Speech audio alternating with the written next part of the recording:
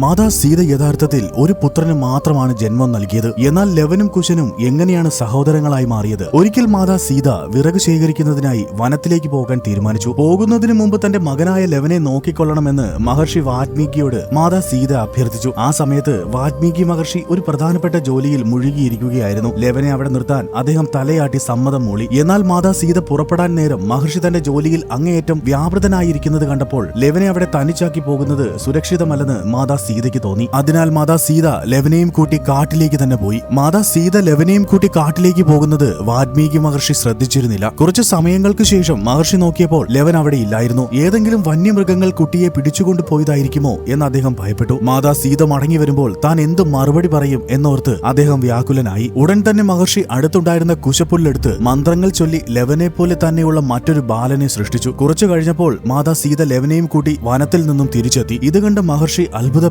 എന്നാൽ വാൽമീകി മഹർഷിയുടെ കൂടെയുള്ള പുതിയ ബാലനെ കണ്ടപ്പോൾ മാതാ സീതയ്ക്ക് വലിയ സന്തോഷമാണ് ഉണ്ടായത്. കുശപ്പുല്ലിൽ നിന്ന് ജനിച്ചതുകൊണ്ട് ആ ബാലന് കുശൻ എന്ന പേര് നൽകുകയും ലവനും കുശനും നല്ല സഹോദരങ്ങളായി വളരുകയും ചെയ്തു. കുശന്റെ ജനനവുമായി ബന്ധപ്പെട്ട ഈ കഥ നിങ്ങൾക്ക് ഇഷ്ടമായാൽ ലൈക്ക് ആൻഡ് സബ്സ്ക്രൈബ് ചെയ്യൂ. ജയ് ശ്രീറാം, ജയ് സിയാറാം.